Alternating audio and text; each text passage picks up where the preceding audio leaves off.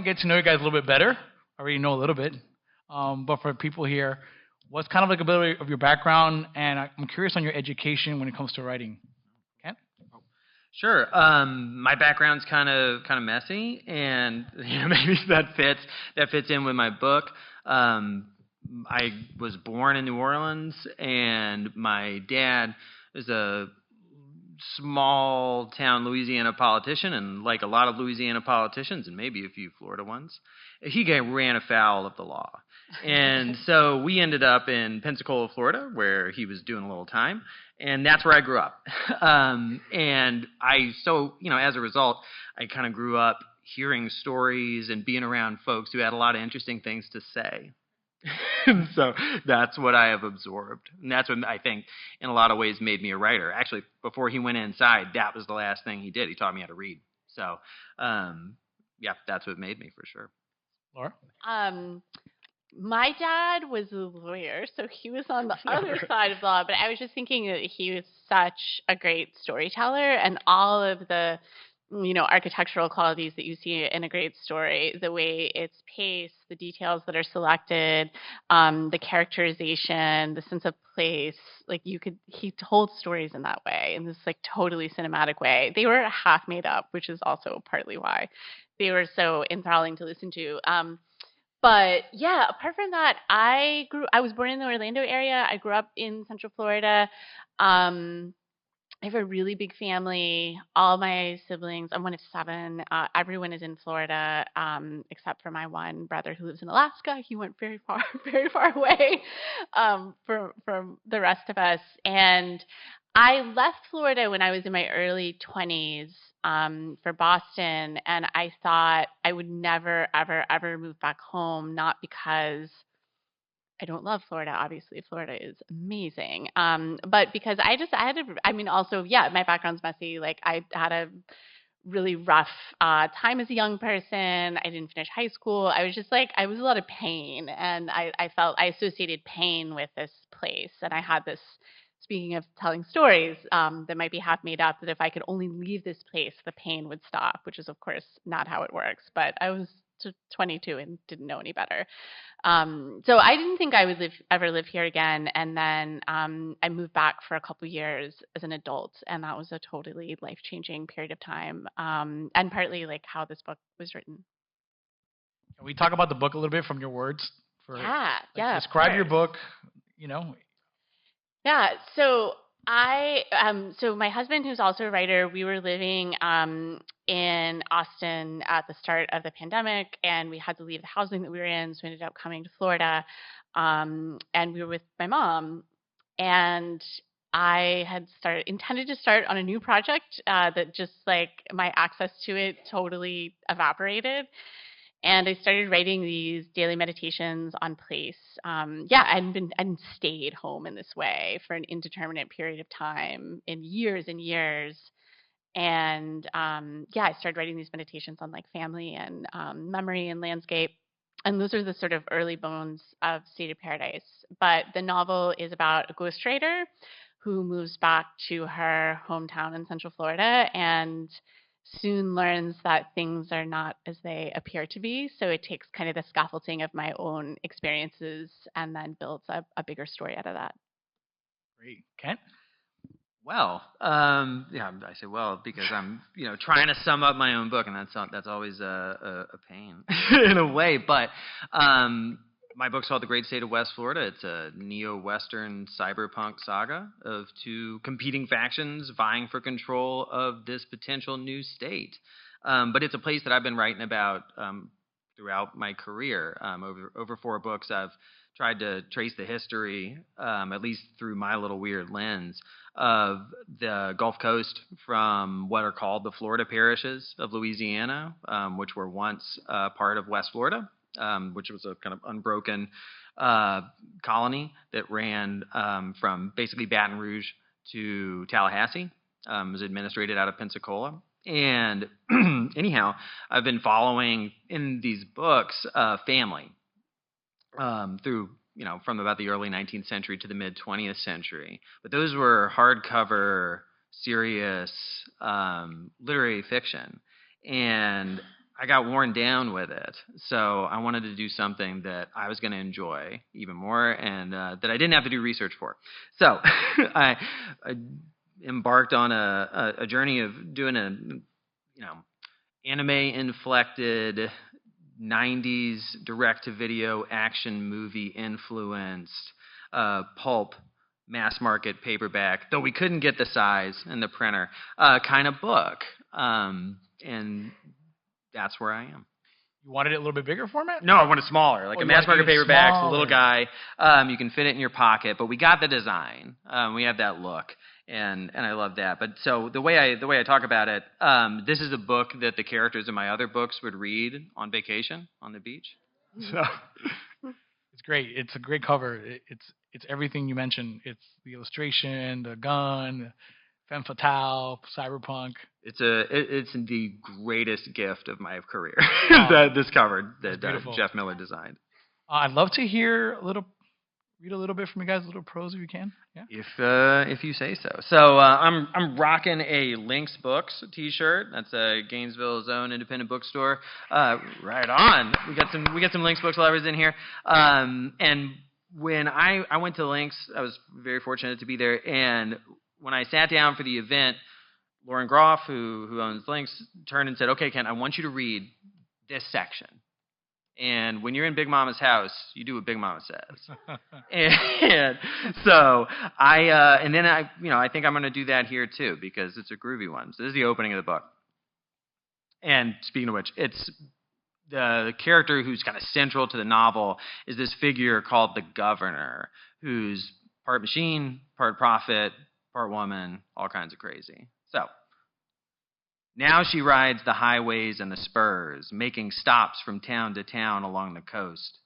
You might have seen her mean white pony car parked up in some vacant lot or on the margins of a strip mall's crowded blacktop, window down, her gleaming elbow cocked, handing out notes of currency with the name we call her by now and the name of our state and a whole lot of zeros on them. She says she has millions and millions more. She says she'll come again, and when she does, you can cash those notes for precious metals, end times loot. And if you didn't believe her already, all you had to do was look and see yourself reflected in the gold electroplating of her arm, the metal casing engraved with intricate waveforms and scenes and foliate scrollwork like an old-time quick-draw pistol. There you are, in the glow of summer eternal, and you might have been a loser all your life, been fucked on and ignored, but slip that bill in your pocket and swear your oath, because you're a West Floridian now, and everything is going to be different. But it wasn't always like this. Time was she didn't have any money to give, with her name on it or not. Time was she didn't have but one name that anybody alive called her, didn't have but one arm, didn't have too long to live, it seemed. A time called 2013 in a place they still called Florida. While the battle raged downstairs, Destiny Woolsack zipped the collar of the biker jacket and fastened it across her throat with a strap of leather and a brass button that went pop. 18 years old and crouched between sloping roof beams and the keepsake bins and the garbage bags of her mother's ex's things, screams like storm surge rising from the rooms below. Motes of fiberglass insulation trembling in the light of a lone bulb. A glittery pink haze on the heat-choked air. She breathed as deep as she could and took a racing helmet from one of the bags and made her way across the joists to the door of the attic loft where she'd been hiding since the Florida wars began, about 5 minutes back. You could go further off into history if you wanted, find a whole lot of other battles that predated this one, a lot of killings and hostile encounters, or you could look ahead and see more glaring recent incidents, which we'll get to in good time. But for my money, for my family, this is where it all starts. She listened at the door in the attic floor, howls and babbling from downstairs, crashing glass, something hard being slammed into something soft, over and over again. With her right and only arm, she pulled the busted racing helmet on. A black awry detailed in cherry red, its visor all scratched up from some old vintage wreck. Like the jacket, like the boots, like the gloves she'd pulled on with her teeth. The helmet had belonged to her mom's ex-boyfriend, Deke, and the foam against her face stank of beer sweat and the turn of the millennium, but it was better armor than nothing. She told herself she was a trooper set to leap out of the belly of a plane, because this was a battle, not like what they'd say later on, before the truth came out. For most people, for the longest time, what happened in her house was just some bloodbath home invasion off the 12th hole fairway of a Jerry Pate signature course, the Gulf Breeze Massacre. And there's some who still believe that mess, who even now lay the blame squarely on the shoulders of this girl right here, the one in the helmet and the jacket, about to lower the attic door into hell on earth. She'd been up there rifling through the bags of Deke's stuff, looking for things she might sell to finance the life she'd never have now. She'd already gone through her mom's shit in the bedroom closet below, took some money and pills, and her next stop was the bins where her step-grandma Krista kept the memorabilia from her brief career as a Miss Hawaiian Tropic Pensacola Beach and straight-to-video actress. Sashes and magazines and a black satin Scream Queen's jacket. Then the plan had been to move on to her long-dead Papa's stuff in the master bedroom across the landing, get a couple high-ticket items stashed away while the rest of the family was downstairs smoking, watching TV, reading their phones.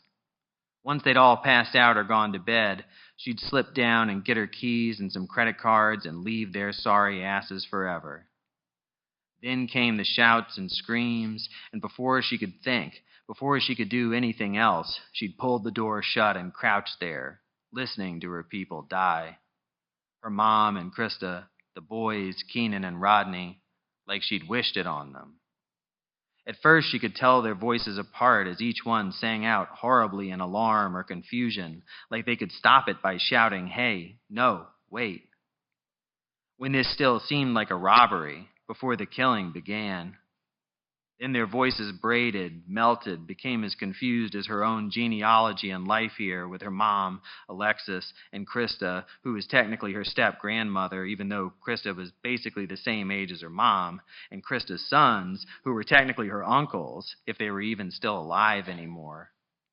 She'd been all set to go, too, on the verge of freedom. That's partly why they first blamed her. Because Destiny had some shit-ass friends who afterwards would tell reporters that she'd been talking a whole lot lately about being gone, being free, and how she'd always been, let's say, intense. So you had to take her at her word. Now, they didn't want you to get the wrong idea, these rising seniors, these friends of hers. And they recalled moments such as Destiny on the Quiet Water Beach boardwalk their sophomore year, climbing up into the blush-colored scallop bandshell and belting out an honestly heartbreaking rendition of the reprise of Part of Your World. Tears were seen in eyes from there all the way to Hooters. She just hadn't been the same since the accident, they said. She'd always said she was leaving first chance she got, but once she lost her arm, it went from teenage venom to solemn vow that she was done with these motherfuckers, her family. And since among the 3 cranked-up killers who busted in on them was her own half-aunt, Tara, Papa's own eldest daughter from his first marriage, and because another one was Nessa Pace, ex-girlfriend and mother of the child of her technical uncle Keenan, and because Nessa was a former classmate of Destiny's at DeLuna High, people were inclined to believe that she was in on the whole thing. Maybe left the door unlocked. A plan gone horribly wrong. Never mind she hadn't so much as met her half-aunt Tara, only knew her as somebody her mom would admit in sad introspective moments to having fucked over pretty badly long ago. Never mind that she and her technical uncle Keenan's ex-girlfriend Nessa Pace had been sworn enemies at school. When you come down to it, people want to believe what makes them feel better. And nothing makes people feel better than the idea that victims of violence are somehow the authors of their own misfortune. The other reason folks got the idea Destiny might have been somehow involved, or at best ran off and left her family to their fate, was because when the night was over and the bodies were accounted, hers was not among them. In Florida, I am a writer, though not a real one. I ghost for a very famous thriller author. When I first got the job, I spent a month reading books by the famous author to better understand the task that lay before me. The chapters were always short. The sentences never had too many words. The phrase, "everything is not as it seems," appeared in nearly all the book descriptions. Whenever I'm stuck on a chapter, I just write, "everything is not as it seems," and press on. In my line of work, this phrase is like hot sauce or ranch dressing. You can put it on nearly everything. Ghostwriting is a largely unregulated industry. We are the animating force behind many a celebrity memoir and blockbuster detective series. Some ghosts regard themselves as collaborators. They lobby for cover credit, interviews, press. Others like the idea of being invisible. It is the act of vanishing that attracts them to the work in the first place. Other ghosts, such as myself, are paid just well enough to write our chapters and keep our mouths shut. We are like the staff of a country estate. We keep the place running, and we are meant to blend into the background.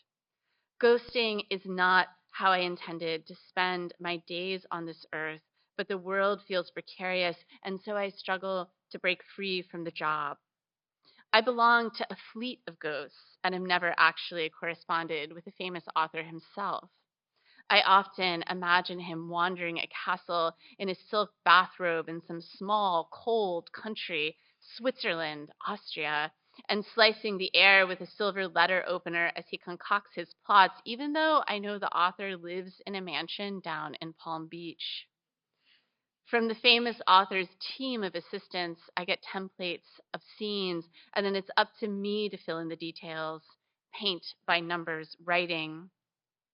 When I finish a chapter, I send it on to the assistants who weed out anything of myself that I might have tried to smuggle in. If I submit chapters that are too well written, too descriptive, too vulnerable, too precise, the assistants become upset, tell me to cut the flourishes.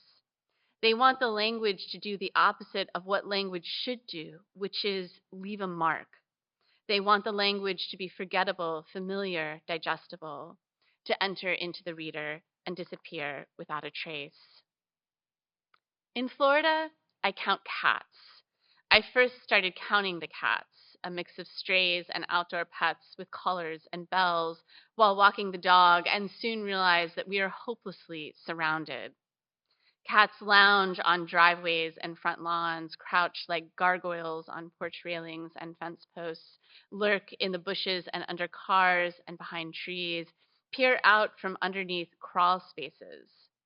The derelict houses in the neighborhood appear to have been overtaken by cats. They crowd the decaying front porches, use the walls as scratching posts. And nearly all the non-derelict houses have what my husband and I refer to as a stoop cat.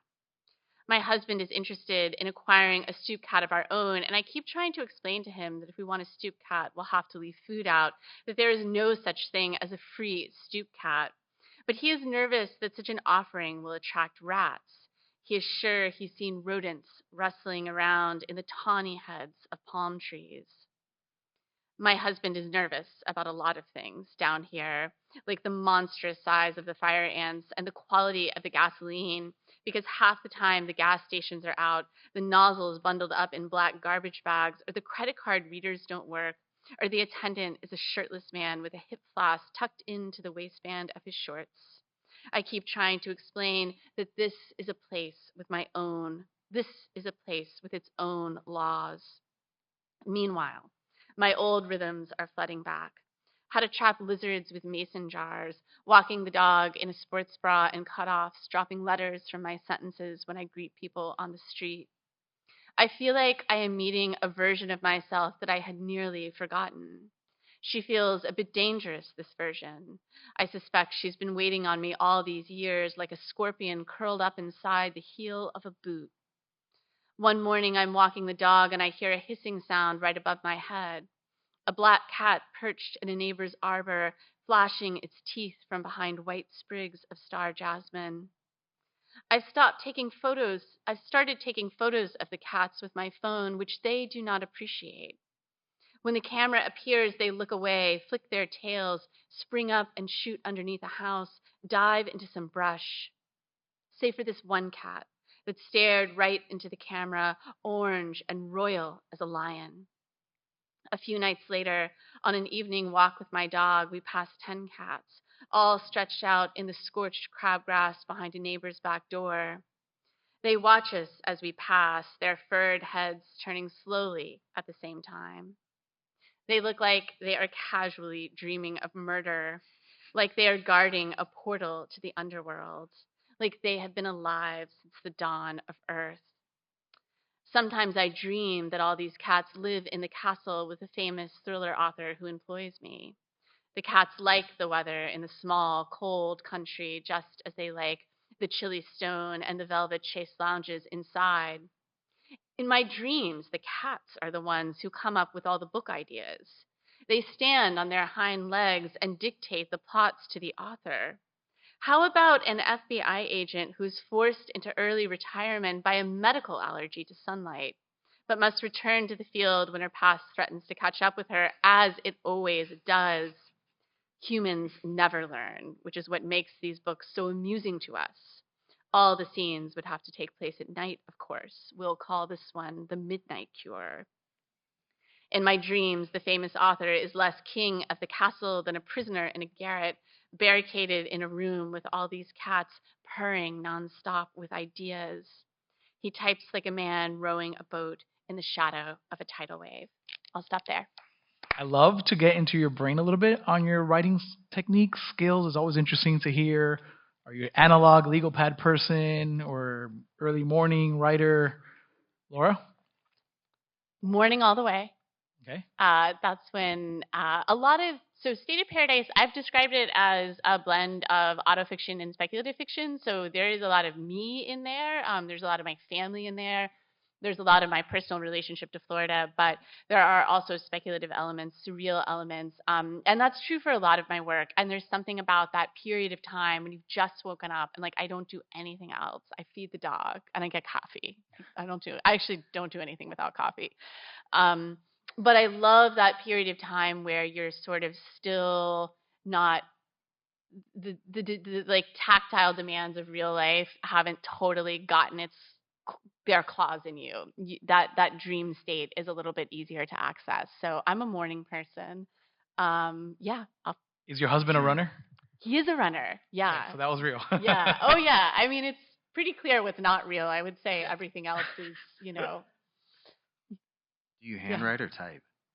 I normally do type, but for this book, I hand wrote more. I mean, there were parts of it, but I mean, particularly, there was some deeply personal stuff that I'd never written about before, even hadn't really like talked about in an open way, and I actually had to handwrite those parts, and I wrote them on like scrap paper, and I think it was a little bit of a mental trick to sort of to be like, no one will ever read this. Yeah, like, this is going to be thrown in the trash. So all you have to do is write it down, and then you can make a decision about what to do with it.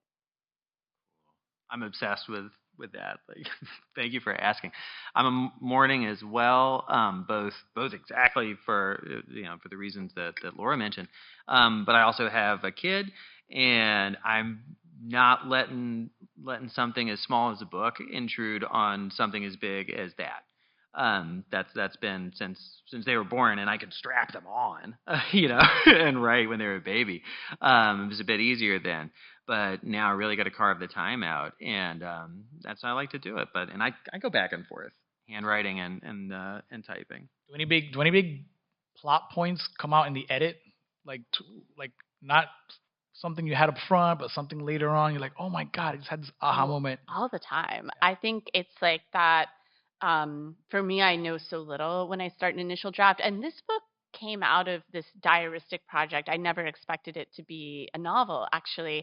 And then I'd mentioned before I was doing these daily meditations. And then, 6 months of doing these. And again, just for myself, no greater ambition or expectation.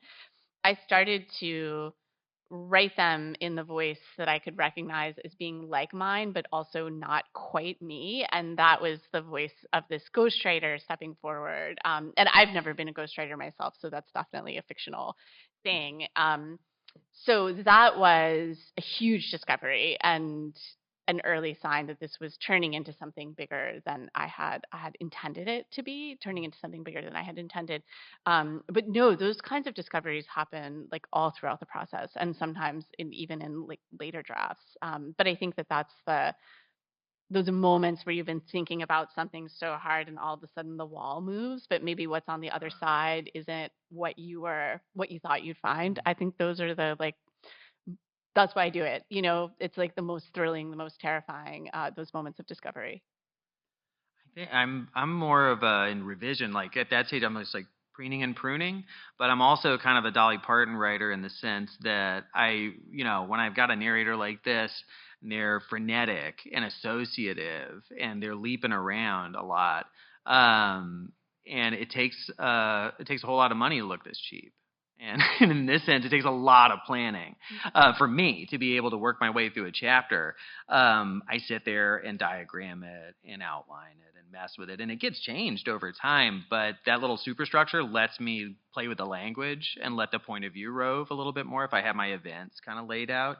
But that might be a holdover from writing historical fiction, where people had to be in the places where they were, unless I wanted a historian to bonk me on the head. But this is working without a net, so I really really liked having my little outlines and stuff. One of the things I think with these books is I can't imagine them being outside of Florida, and you both did a great job of bringing that to life. Any challenges with Florida as like a character? I think it's interesting. I mean, Florida is caricatured a lot, and it's stereotypes a lot, right? And some of it, and it's not all totally wrong. Like it is really hot. It does, we do have wild weather and wild storms, but I think the harm of stereotype and caricature that it flattens a place that's extraordinarily dynamic. And so one thing that I was mindful of is that even when I was writing something that one might think of being as archetypally Florida, like a storm, is just being as granular and as particular as possible, and not just at the sentence level, not falling back on the kind of available overused language, but just being really specific. And Florida, I mean, you all know this because it seems like we have an audience full of Floridians, which is amazing. But it's also the state. It's so there's so many different like microclimates, communities.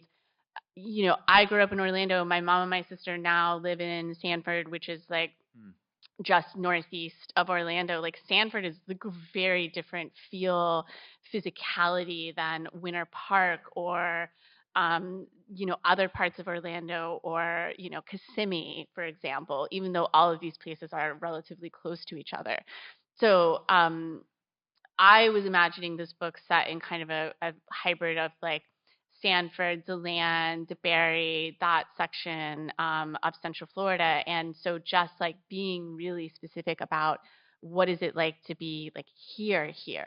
That was something that was really important to me. Yeah, in a similar sense, for me, it's quite a bit of it was making sure that I was tapping into the things that made the place special to me. So every proper noun in the book is something that I saw and touched, and I'm talking about the clamshell on Pensacola Beach and stuff like that. But also, especially like in trying to draw my Florida and the Panhandle, a lot of it is finding and seeing the connections between it and the rest of my stretch of the Gulf Coast, the thing that was West Florida. Pensacola has a Mardi Gras. Mobile has a Mardi Gras, as much as it pisses New Orleans off.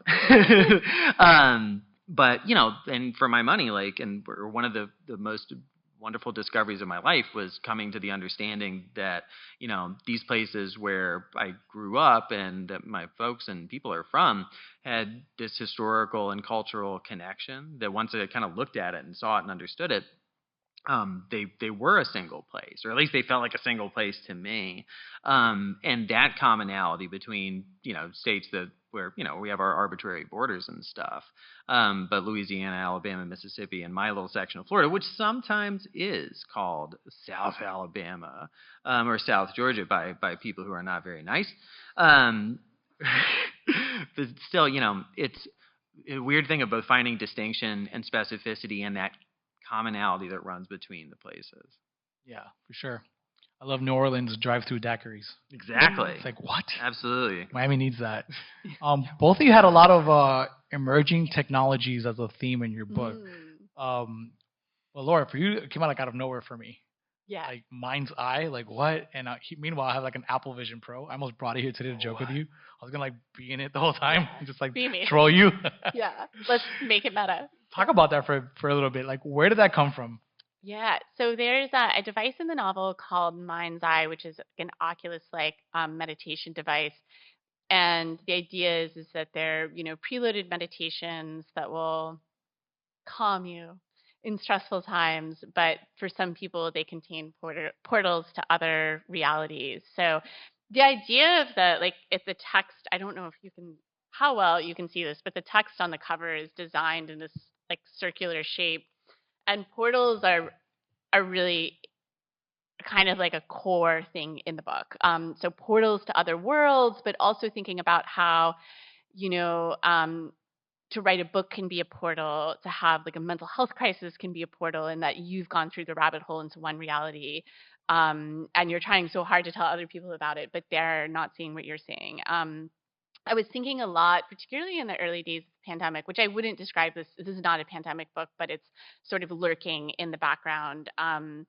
But there were so many times where I was with my family and we're all on our phones, right? Our daily technology is a total portal and we're all scrolling. But I was thinking, we're all in different kinds of portals, right? We're not looking at the same stuff. We're in different kinds of worlds. So we're together, but we're also, separated by being in our respective portals. So I was thinking about that a lot. And that, the thing that to me is the most compelling about speculative fiction is it's not so much about making up stuff that just straight up doesn't exist in our world, but about taking what's here and amplifying it to such a degree that we're able to see it from a new perspective. And so a lot of the stuff with Mind's Eye, really immersive technology that's transportive, the way we can just get lost in the sauce of our devices. I was interested in seeing what a very extreme version of that would look like. And also tech overlords and the way that they are, I don't know, to see themselves as these sort of puzzle masters who are what is Elon Musk doing out there? Yeah. What's wrong with him? That's yeah.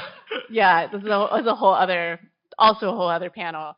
But yeah, the way that there are these tech overlords who like to see themselves sort of moving human pieces around on the chessboard. I wanted to sort of satirize that and play with that a bit. Yeah. And everyone's mentioned Elon Musk at every panel. Far out. Too much. Yeah, far out. And Kent, you were going advanced technology. You had weaponized drones and robotic dogs. Where did that come from? From being Louisiana, Florida? They're right here. If anyone pull out your phone and look up quad robot guns, there are these little guys and they walk like this. You can get them for various purposes, but both militaries and contractors have them, and they're going to be used in conflicts very shortly.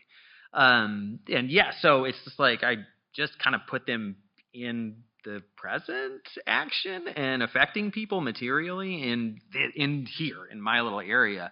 And the other thing that the only thing I'm extrapolating on basically is this app that's kind of central to the action of the book. It's called Duel, where competitors face off and shoot one another for the benefit of the viewing public and likes and money, as ostensibly an avenue to get the disappointed, primarily men, who often inflict themselves violently on others, something to do rather than shoot other people. But it turns into a cottage industry and a competitive league, and my characters participate in it. And now, horrifyingly, I'm kind of starting to see it crop up on YouTube, so we'll see. Wild. Yeah. Rebecca had a question for you, Laura. She wanted to know if you're writing about a specific real Florida weather event in your book. Anything like a specific? Yeah, there's a very bad storm that happens that causes kind of near biblical flooding. I was thinking, like anyone who grew up here, you've probably experienced some hurricanes. We get it. I think in Central Florida, because so often it's like you're going to get hit, but then it moves. I know, as obviously Miami and the coastal areas, it's a different thing. But yeah, there's this. I think in part I remember the hurricanes that did hit really well because it's not something that happens as much in that part of the state. But in 2000, let me do my math here. When I was still in the process of working on this book, I think it would have been 2022-ish. In the fall, there was a really bad hurricane that hit Orlando and Sanford, and we had flooding like I have never seen in my lifetime.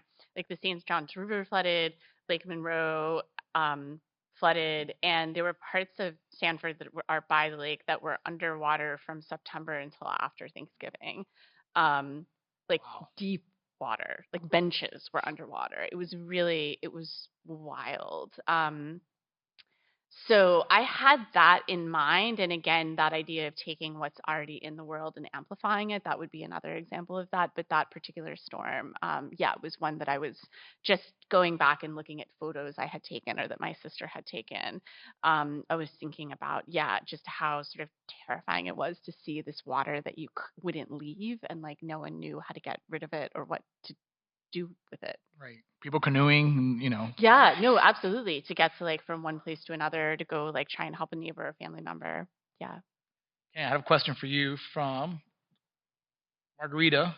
Does any character, it seems like your characters, she asked specifically, I'm trying to reword it. Your characters ever bother you specifically after you're done with this book? Did any of these characters like really get to you? Yeah. Well, there's the ones who I dislike actively, and kind of wish I had done them dirtier. But I mean, the character who stayed and kind of clawed around in my head in a negative way, is the politician at the heart and leading the other side of the alternate West Florida movement, the right-wing West Florida movement. He's a guy named Troy Yarbrough. And I thought I was being real cute when I gave him a parasitic brain problem. Said, this will never happen.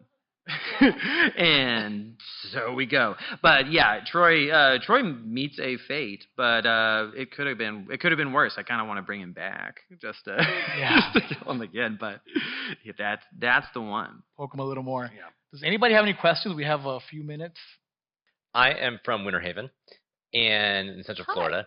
And I guess I'd say, and I'm so grateful that you all are writing books about Florida, and I read you all's books, and I read Kristen Arnett, and I guess I've kind of wondered about where you see Florida literature in the place of like regional fiction in the United States. It's like I sometimes feel like, I don't know, I like lust for evocations of Florida and especially Central Florida.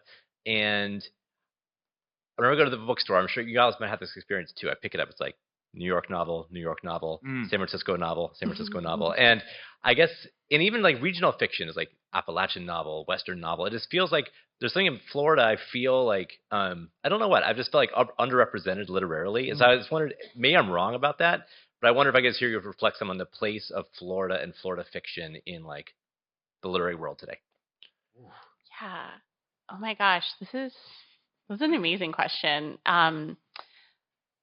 I do think there is a Florida canon that's really strong, and also, it and I mean this really is true of the New York and New York and San Francisco are also like varied cities that contain like many worlds within the larger world of the city, of course. But I think one thing that maybe makes it a little tricky for people to talk about Florida literature as a canon is like, well, what is it, right? Like, is it Southern literature? Is it, is Florida, it's a region unto itself, and so we wouldn't kind of group it with Southern literature, et cetera. And as we were saying before, it's this like incredibly dynamic place. The books that are coming out of one part of the state might be really different than the literature that's coming out of another part of the state. But I do nevertheless think that there is like a really exciting Florida canon. I mean, I definitely think of Kristen Arnett. I definitely think of like Janine Capel-Crusette, whose new book, Say Hello to My Little Friend, is like amazing. It's amazing. And it's so like Miami, and it's like Scarface and Moby Dick, and also like something only Janine could have done if you know her work. And I think Florida literature is in a really exciting place. And I think writers who are writing, whether they still live here or not, but who have a relationship to Florida and are writing work set in Florida, like I don't think we feel beholden to our books needing to be one kind of way.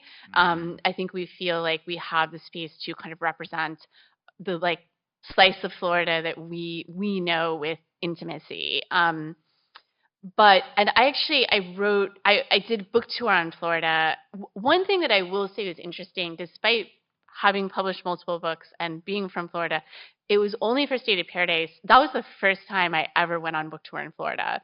And it definitely took a little work to get my publisher, my lovely publisher, on board. And so I do think that there is still some, I think in the publishing world, and maybe this is what your question is speaking to, there's still a feeling of like, this isn't a literary place. This isn't a place where culture happens. And I think one thing that I feel sort of freshly committed to as a Florida writer is just at every possible opportunity to be like, no, that's not true. My Florida events were the best events, the best audiences that I had for the majority of my book tour.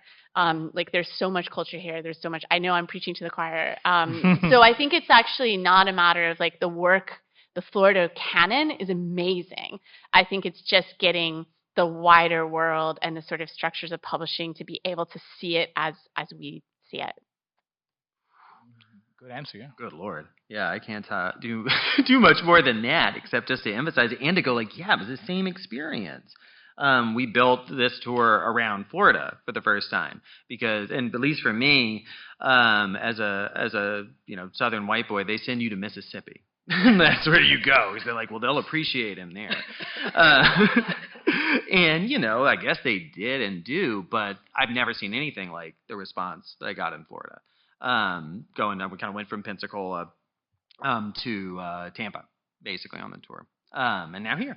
And it's been incredible. But, I just would shout out, we got everybody from Zora Neale Hurston to Charles Willeford. Like, it's a glorious canon. And, another, like, an amazing array of avant-garde writers, and really cool punk stuff going on. But like Flora said, there's so many people writing incredible fiction about this incredibly various and diverse place, and now we're starting to see in publishing like the Florida novels diversity reflected, both in terms of its authors and their focuses.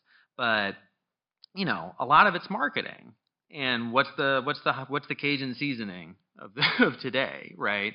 If you went to a restaurant from 1988 to 2003, right? This is a Cajun spice, blah blah blah. And now it'll be this region, it'll be that region, but the work stays the same. And people are doing this exciting work in this state and from it.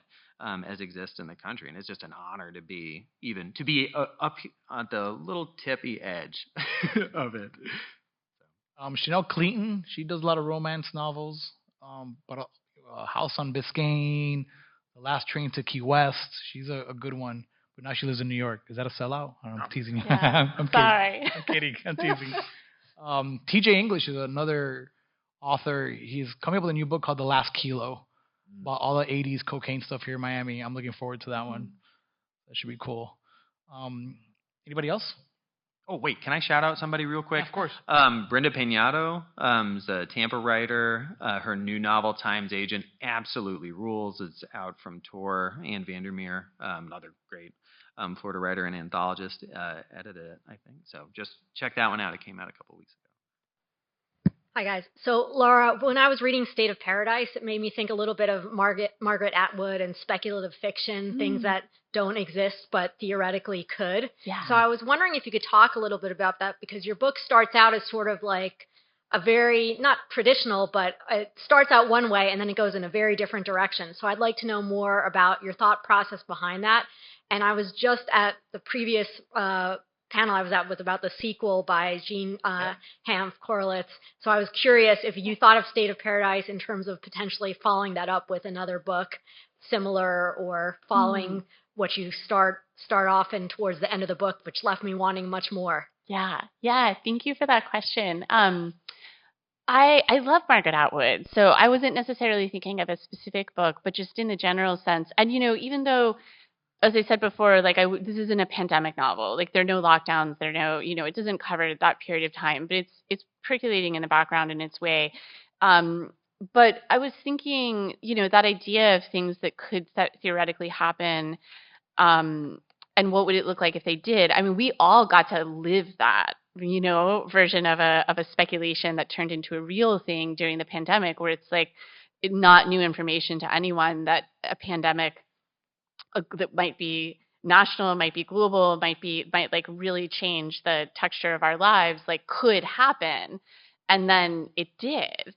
And we all got to live that story in our own way. So I think that just gave me a fresh appreciation for, like, sometimes the lines, I mean, you were talking about this with the drones, right? Like sometimes the lines between what we speculate and what we experience, it's like a lot thinner than we might initially think, than we might want to think in some cases. And so I was really interested in a world where those lines were constantly being kind of blurred and renegotiated.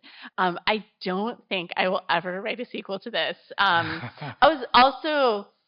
hear you about wanting more. I was also thinking about, this is a story, like we're all still in this story. You know what I mean? Like we're all still in the story I mean, this is also like a book that's like very much about a changing climate. Like we're all still in that story. I'm still in my own story. I'm still in the story of my family. And so I was interested in also trying to find a balance between resolving certain plot questions and also writing from a space of ongoingness, where there is this sort of openness at the end and this recognition that the characters might have, solved particular questions or problems, but like we're all still in the story and there's no clear destination. My next project is set in Florida, but it will be very different. It's like a literary crime novel, so it will be very different than this one. Maybe a future extra chapter in a paperback edition or something. Guys, we're running out of time. I want to thank both of you guys so much for coming. Yeah, thank you. Thank you.